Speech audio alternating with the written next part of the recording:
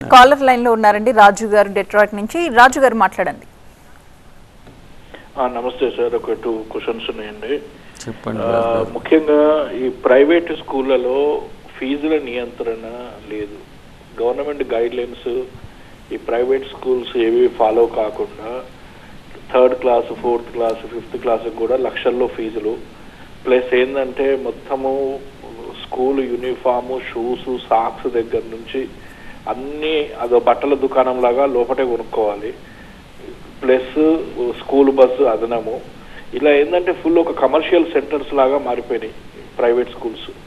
కానీ government guide lines ఏవి కూడా ఈ ప్రైవేట్ స్కూళ్ళు ఫాలో అవ్వటం లేదు. దానిపైన ఏమైనా యాక్షన్ ప్లాన్ ఉందా? ఫీజుల నియంత్రణ పైన కాంగ్రెస్ గవర్నమెంట్ ప్లాన్ ఏంటి? సెకండ్ క్వశ్చన్ ఏంటంటే ఈ గవర్నమెంట్ హాస్పిటల్స్ అండి, they are not hygienic at all. ఈ గవర్నమెంట్ హాస్పిటల్లో ఉన్న బెడ్స్ మీరు పుట్టినప్పుడు నేను పుట్టినప్పుడు ఉన్నట్టున్నాయి. మరి ఎప్పుడన్నా మధ్యలో మారిస్తే దాన్ని కూడా బడ్జెట్ను మరి ఏమైనా ఇచ్చేసి 100 బెడ్లకు 10 బెడ్లు మార్చి మొత్తం మార్చినామని బడ్జెట్ డబ్బులు ఏమైనా తినేసారా తెలియదు. కాబట్టి కొంచెం ఈ హైజీనిక్ కండిషన్స్ గవర్నమెంట్ హాస్పిటల్స్లో పెంచాలి సార్. గవర్నమెంట్ మన ఉస్మానియా, గాంధీ మెడికల్, మన నీలోఫర్ హాస్పిటల్స్, ఇట్లా స్టేట్ వైడ్ గవర్నమెంట్ హాస్పిటల్స్లో హైజీనిక్ కండిషన్స్ అసలు బాగాలేదు. కాబట్టి దానిపైన దృష్టి పెట్టి ఫెసిలిటీస్, ఎక్విప్మెంట్ అది కాస్త బడ్జెట్ కేటాయించి చేయాల్సి ఉంటుంది.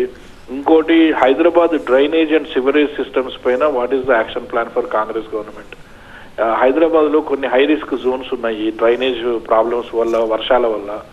సో మాకేంటంటే ఎక్కువగా ఈ పబ్లిక్ ఇష్యూస్ పైన ఎక్కువగా డిస్కస్ చేసుకొని ఎక్కడ కాంగ్రెస్ గవర్నమెంట్ ఫోకస్ చేస్తుంది, ఎక్కడ రిమార్కేబుల్ డెవలప్మెంట్ తీసుకొస్తుంది, ఎక్కడ రిఫార్మ్స్ తీసుకొస్తుంది, వీటిపైన చర్చ ఉంటే బాగుంటుంది. అంతేగాని ఇక కాంగ్రెస్ బీజేపీ ఏమన్నది, కాంగ్రెస్ను టీఆర్ఎస్ ఏమన్నది, ఇవన్నీ మీరు ఎక్కువ రోజు ఈ డిబేట్స్లో వింటుంటాము.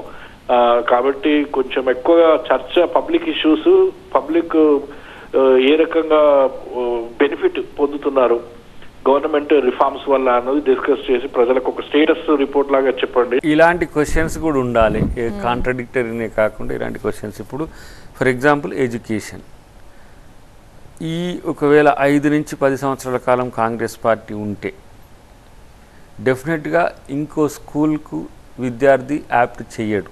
తల్లిదండ్రులు ఇంకో స్కూల్కి యాప్ట్ చేసే అవకాశం లేదు. ప్రభుత్వ స్కూళ్ళల్లో మాత్రమే చదివే ఒక వ్యవస్థను త్వరలోనే ఏర్పాటు చేయబోతున్నాం. అది విద్యా కమిషన్ కూడా ఒకటి త్వరలోనే చేస్తున్నాం. మా మిషన్ ఏంటంటే ఫ్రీ హెల్త్, ఫ్రీ ఎడ్యుకేషన్. ఇది బాటమ్ లైన్ ఉంటుంది. మీరంటే ఈ రాజకీయాలు, కుట్రలు, ఆక్రమణలు, ఏమంటారు, ఇవన్నిటిని ఒక చర్చ పక్కకు పెడితే ఒక కామన్ మెన్ హాస్పిటల్కి పోతే మళ్ళీ ఫ్రీగా వితౌట్ ఎనీ కాస్ట్ బయటికి వచ్చే విధంగా హాస్పిటాలిటీని తయారు చేయడం.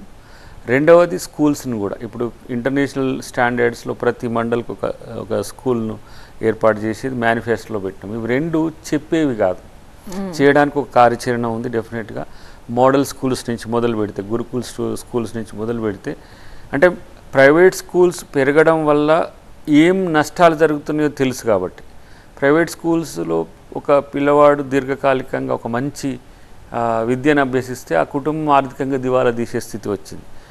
ఇటువైపు ఒక దీర్ఘకాలిక రోగం ఒక ఇంట్లో ఒక వ్యక్తికి వస్తే ఆ కుటుంబం ఆర్థికంగా చితికిపోతున్న పరిస్థితి చూసినాం. కాబట్టి ఇవి రెండింటిని, వీటికి కులం లేదు, మతం లేదు, ప్రాంతం లేదు, ఇది ఎవరైనా సరే తెలంగాణలో ఉండే ప్రతి ఒక్కరికి ఉచితంగా, క్రమేపీ ఉచితంగా అందించడం ఎలా అనేది ప్రభుత్వ లక్ష్యంగా ఉంటుంది. మిగతా 6 గ్యారంటీలు, మిగతా మేనిఫెస్టో అంశాలన్నీ ఒక ఎత్తు. దీన్ని ఫ్రీ చేయడం ఒకటి. రెండవది వారు అన్నారు హైదరాబాద్లో మూసీకి సంబంధించి, లేకపోతే మూసీ కాదు డ్రైనేజ్ వాటర్కి సంబంధించి డెఫినెట్గా ఇప్పుడు ఇదైతే మూసీ రివర్ ఫ్రంట్ ఒక ప్రాజెక్ట్ దాదాపు 35,000 crores ఒకటి ఏర్పాటు అవుతుంది. ఆల్మోస్ట్ అలా అది మెరీనా దుబాయ్ టైపు, లేదంటే వివిధ ప్రాంతాల్లో సందర్శనలు కూడా జరిగినాయి. కాబట్టి వాటిని ఏ విధంగా మురికి నీటి అంటే డ్రైనేజ్ని, తర్వాత మంచి నీటిని వాటర్ వే కూడా చేయాలనేది ఒక ఆలోచన ఉంది. అంటే ఎందుకంటే ట్రాఫిక్ కూడా కష్టాలు పోవాలంటే 2 నదికి ఈవల ఆవల 2 ఒక 4 lanesను నిర్మించడంతో పాటు వాటర్ వేస్ని కూడా మనం చేసుకుంటే ఈజీగా ఏమంటారు ట్రాన్స్పోర్టేషన్ ఓల్డ్ సిటీ నుంచి కనెక్టివిటీ కూడా సమస్య పోతుంది. సో అది బిగ్గెస్ట్ ప్లాన్ ఉన్నది. అంటే ఓఆర్ఆర్ తర్వాత RRRను మించిన ఒక యాక్షన్ ప్లాన్ మూసీ మీద ఉంటుంది. కాబట్టి సంక్షేమ పథకాల విషయంలో ఒక ఎత్తు అయితే ఓవరాల్గా విద్యా వైద్యం మాత్రం ఇదొక సుదీర్ఘకాలం నుంచి డిమాండ్ ఉన్నది. కాబట్టి దాన్ని చెప్పడం కంటే భవిష్యత్తులో చేసి చూపించడం, అంటే ఒక నియోజకవర్గాల వారీగా ఒక మల్టీ స్పెషాలిటీ హాస్పిటల్ లేదంటే ఇప్పుడు పాత డిస్టిక్ హెడ్ క్వార్టర్స్లో కనుక డిస్టిక్ హాస్పిటల్స్ ఉంటే మినిమం 50 to 100 కిలోమీటర్స్ మధ్యలో ఒక పెద్ద హాస్పిటల్ కనుక నిర్మించగలిగితే ఏదో ఆదిలాబాద్ నుంచి హైదరాబాద్ రావాల్సిన అవసరం లేదు, లేదంటే భద్రాచలం నుంచి హైదరాబాద్ రావాల్సిన అవసరం లేకుండా చేయడం. జస్ట్ లైక్ నేను ఢిల్లీలో రామ్ మనోహర్ లోహియా హాస్పిటల్ని ఒకటిని చూసినది సింపుల్గా ఉంటుంది.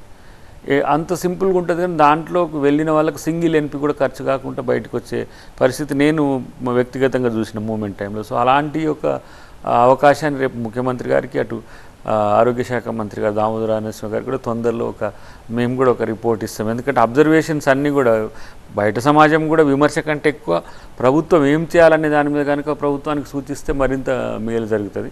కానీ పెద్ద ఖర్చు కూడా ఏం కాదు, 35,000 to 40,000 crores కనుక పెట్టగలిగితే ఒక 5 consecutive years అంటే మీరు ఆల్మోస్ట్ ఆల్ 8,000-9,000 కాన్సన్ట్రేటెడ్గా మనం ఖర్చు చేస్తే పెద్ద సమస్య ఏం కాదు నాకు తెలిసి. ఇప్పుడు స్కూల్స్ ఇన్ఫ్రాస్ట్రక్చర్ కూడా పోయినసారి వాళ్ళు 7,000 కోట్లకి ఏదో బడ్జెట్ కేటాయించారు కానీ ఏం ఖర్చు చేయలేదు. నేనేమంటే ప్రతి సంవత్సరం 5,000 కోట్లు కనుక మనం పెట్టగలిగితే 25,000 కోట్లు మంచి స్కూల్స్ అయితే. సో చేయాలనే విల్ ఉండాలి, తర్వాత దాంట్లో కమిట్మెంట్ కూడా ఉండాలి. అది రేవంత్ రెడ్డి గారికి మరింత ఉంది.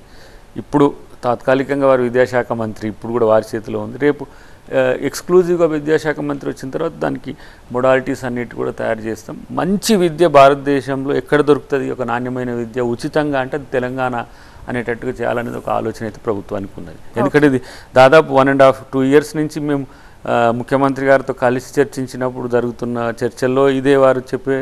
తర్వాత వైద్యానికి సంబంధించి కూడా గ్రామీణ ప్రాంతంలో మరింత స్టాండర్డ్ ఆఫ్ లివింగ్ తగ్గుతున్నది ఈ మద్యం వల్ల, ఈ చీప్ లిక్కర్ వల్ల, లేదంటే ఈ బెల్ట్ షాప్ల వల్ల, డ్రగ్స్ వల్ల ఏమవుతుంది, సగటు తెలంగాణ రూరల్ పీపుల్ యొక్క స్టాండర్డ్ ఆఫ్ లివింగ్ 58 నుంచి 50కి 48 కూడా తగ్గుతున్న పరిస్థితి చూస్తున్నాం. కాబట్టి ఒక ఆరోగ్య తెలంగాణ ఉండడానికి కూడా ఒక మిషన్ డిఫరెంట్గా తయారు చేస్తాం.